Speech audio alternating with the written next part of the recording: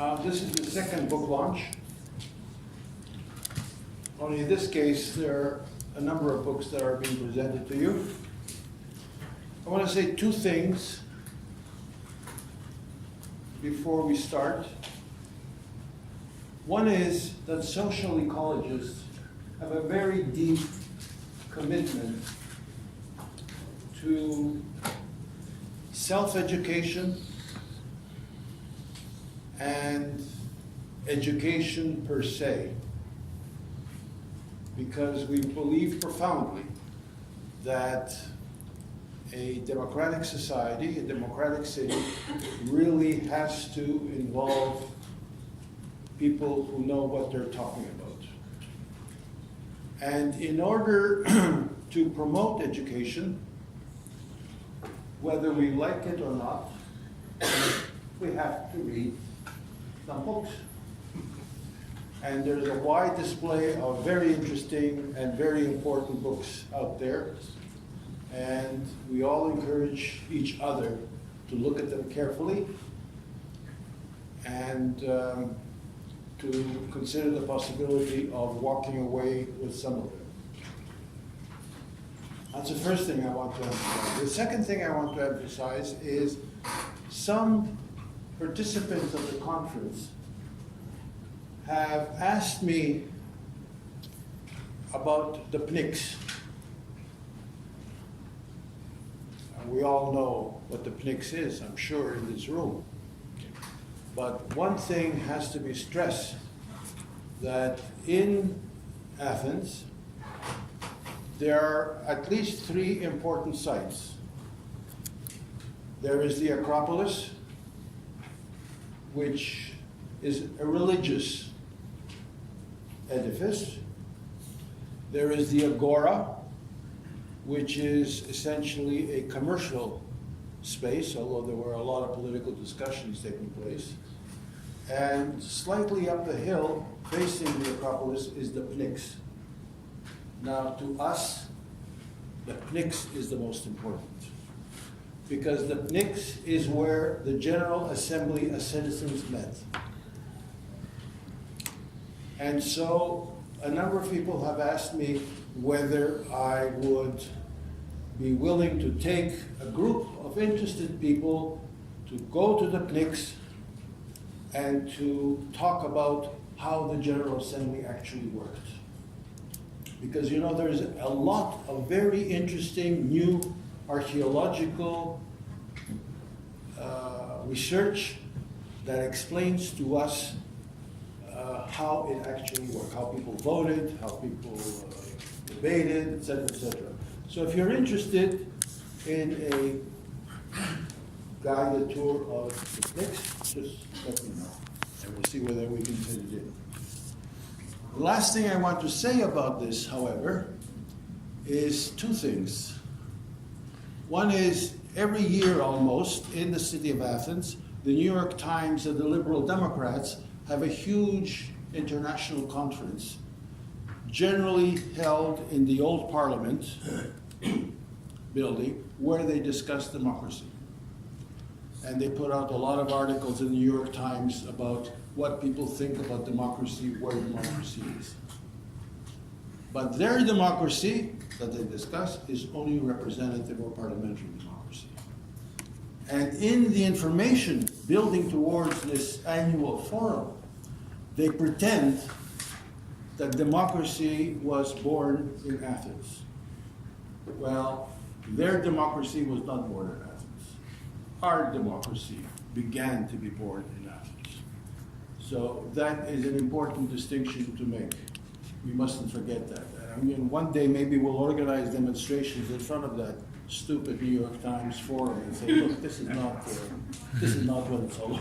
This is not what it's all about. So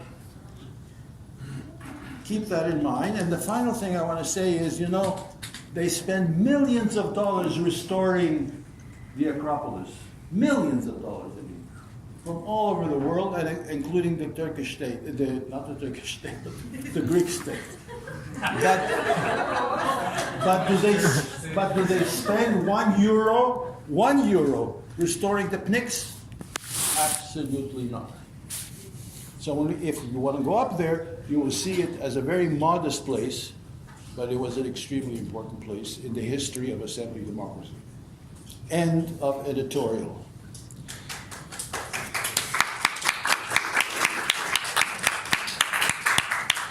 I first want to invite a good friend, a member of our advisory council of the TRISE, Mathew from London, who will present his very fine and very important book, which kept me up until 3:30 last night, finishing it off.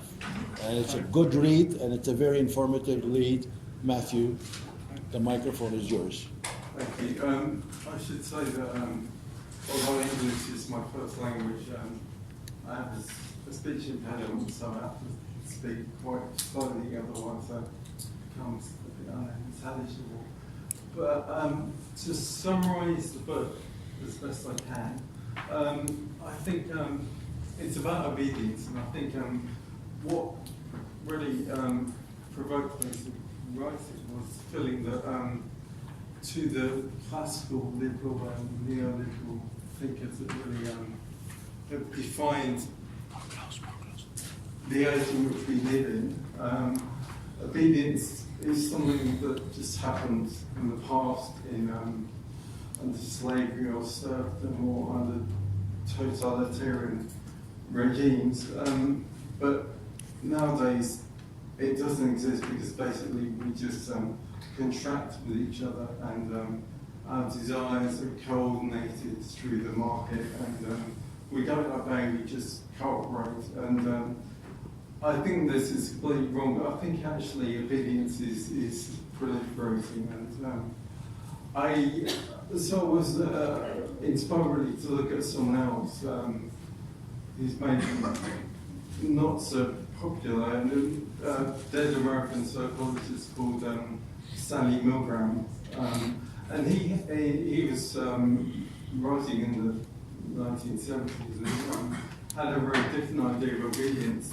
It wasn't overtly political, but he had a very different idea of obedience. His idea was that somebody basically is obedient when they become an agent for the wishes of someone else of a higher status. And what's interesting about Milgram's definition of obedience was it was dependent upon somebody voluntarily becoming obedient, or at least the perception of voluntary entry was integral to the subsequent obedience. And it struck me that today obedience is primarily manifested through wage labour, through the labour contracts.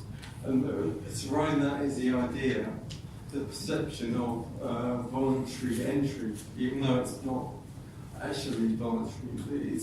The feeling is that it's a free choice. We can basically decide to do something else. Or Milton Friedman, who was one of the famous neoliberal economists, said that obedience doesn't exist because we contract. Everything is voluntary and bilaterally informed, it's fine.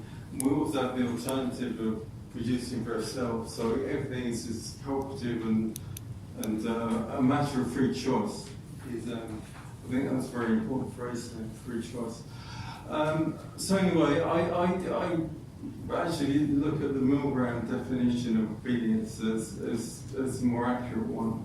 But interestingly, Milgram had the idea that obedience was something that's basically genetic, that comes from evolution. And another speaker, I think, yesterday described this whole idea as biologism, and I think that's an accurate description.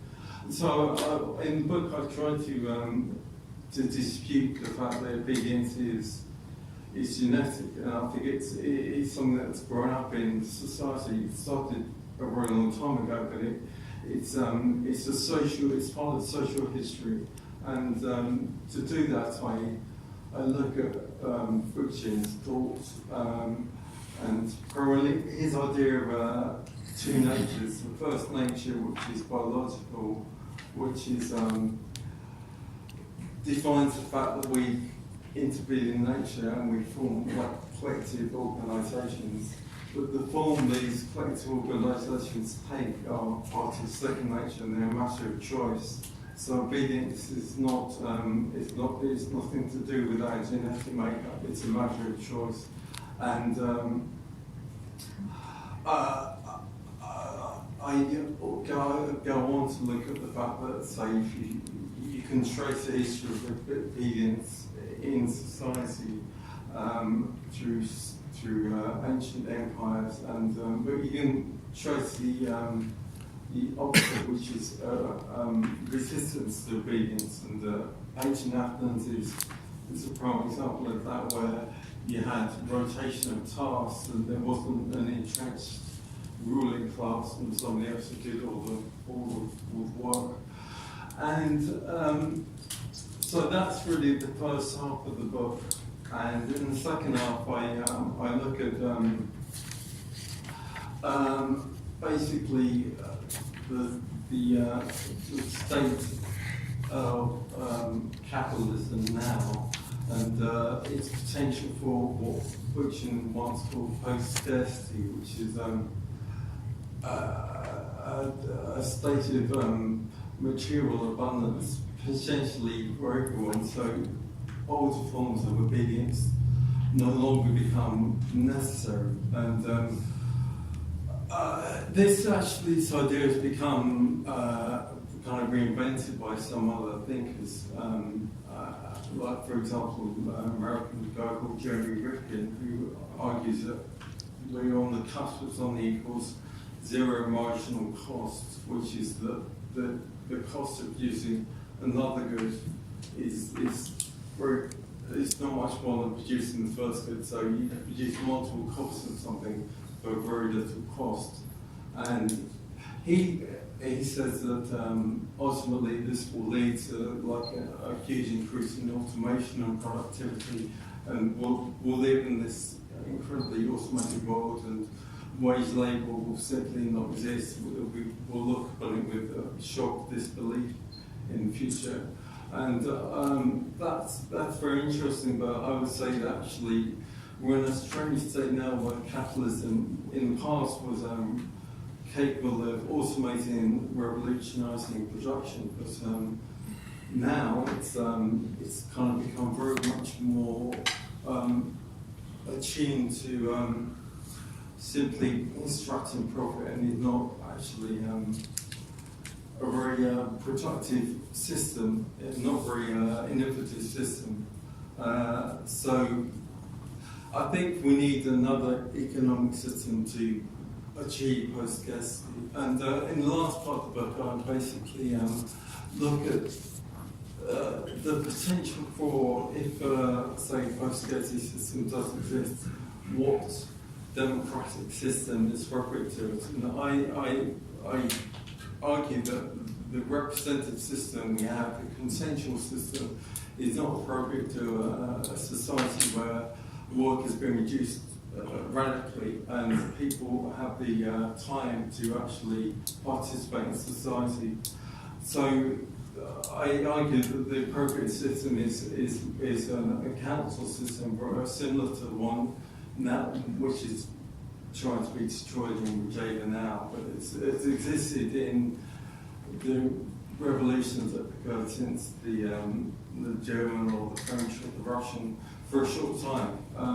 And so I argue that essentially if we are to achieve post-scarcity society, that will inevitably involve a different democratic system, really a genuinely democratic system that's quite different from the representative oligarchical system we have at present. So that's essentially the best summary I can give of the book.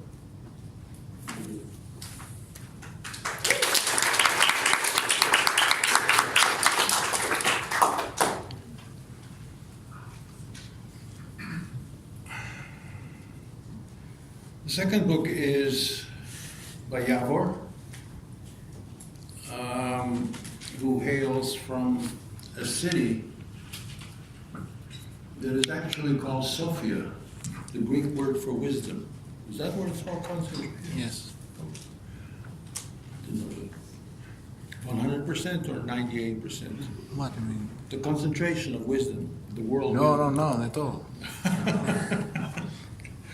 But now is deeply rooted in Athens and a member of our advisory council of TRISE and a key organizer of this conference. And his wonderful book, which I read 2 days ago, is highly recommended. So, Yavor? Okay. I will say that I wrote this book as a political intervention. I wanted to attempt to clear some misconceptions regarding direct democracy, as the word has become very fashionable. We hear it from the left until the far right. Various people use the term.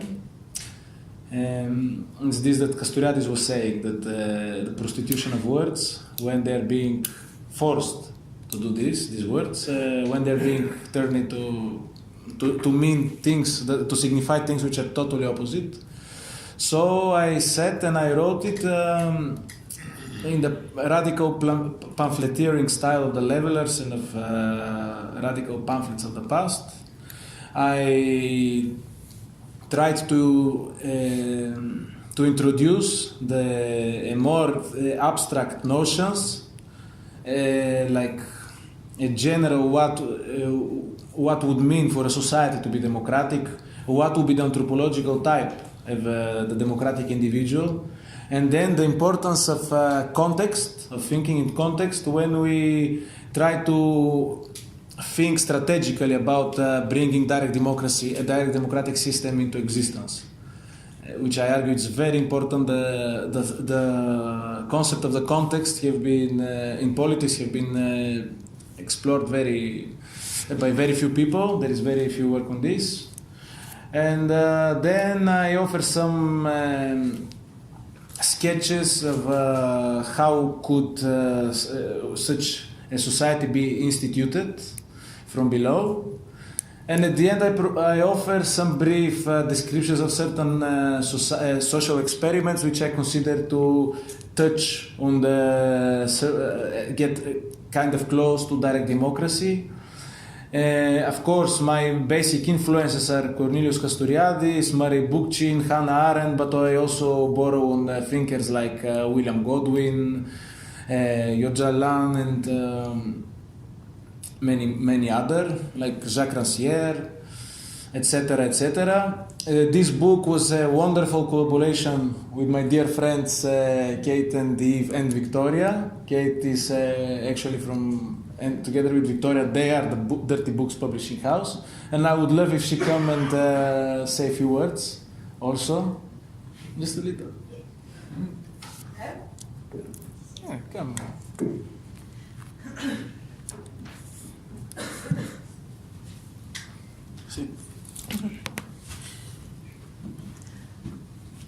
Hi everyone. So just to give a little context to Durty Books as a publishing house. So we started 3 years ago in Ireland with putting together a book which became Dirty Words, which is 134 contributors from all around the world. And the idea was to, I guess, create a platform of solidarity, be a point and a map between a lot of what we've been talking about in these days, and to look at the resonances and dissonances across social movements. The fantastic Yavor Tarinsky was one of the contributors and wrote about the right to the city of Athens.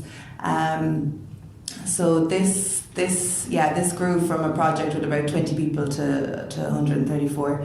And then from that became the publishing house, which the idea is that now takes individual authors, emerging and prominent voices. And we were really excited to start with Yavor Tarinsky. I think he is a very crucial thinker and practitioner of our time, and I think it was very exciting and easy to work with him. And so what else? The book is edited by Eve Olney, who you heard today, and it was a really nice process between me, Vicky, Eve, and Yavor. And the book is €10, and you can buy it today. Thank you.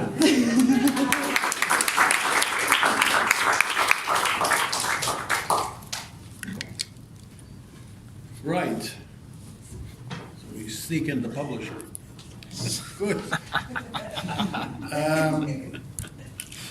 The third book, Enlightenment and Ecology, Vincent Gerber, who is also a member of our advisory council and from Geneva, and Yavor are co-editing this book, and Vincent will say a few words about it.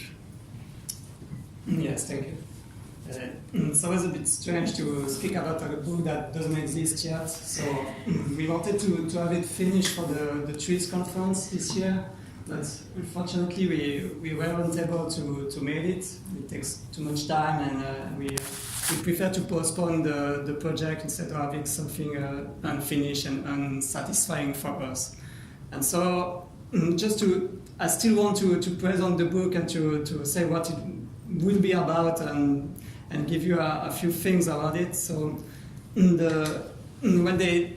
Black Rose and the publisher come to me and to the other co-editors with this project 1 year before, the idea was to present the legacy of Murray Bookchin, the legacy of how social ecology did influence the militant in different parts of the world, and how they have some concrete realizations in their everyday life and in their action, I would say.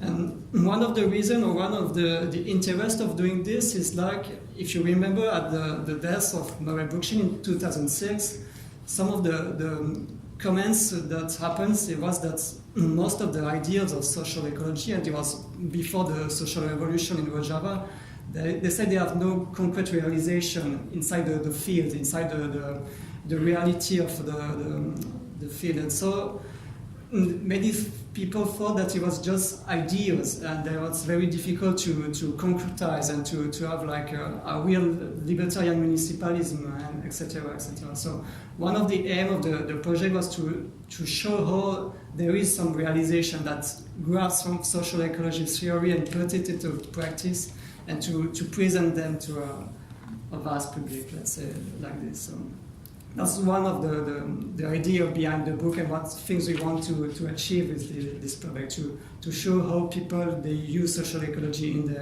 their practice with different results and different concrete realization. So we hope to publish it next year. So I hope that we come next year with the book project finished, and we still have to work with Yavor to complete it. So see you next year. Just a few things more for different book project, because I've promised some French friends that I will speak about their books too, because it's not for French-speaking countries, but we have for a long time not many books that have been published this month in October. There's 3 of them that's put out at the same time, so we're quite happy to see that there's a really great interest in France and in Belgium and in Quebec about the ideas of Bookchin. And so I just want to mention the book of L'Oréal Romero from Spain, that's right in Spain, in French, sorry, that could not come here, but the name of his book is Agir ici et maintenant. And the other ones at Argonne Publishers, and they make some translation of Bookchin texts that are quite interesting. So it keeps on, and it's something I wanted to share in this presentation with books for forthcoming. Thank you. Very good, thank you.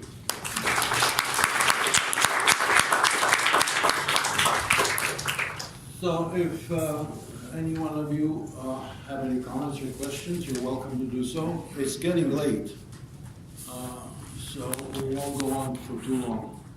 We're way past our agenda. Anybody? Good, thank you very much.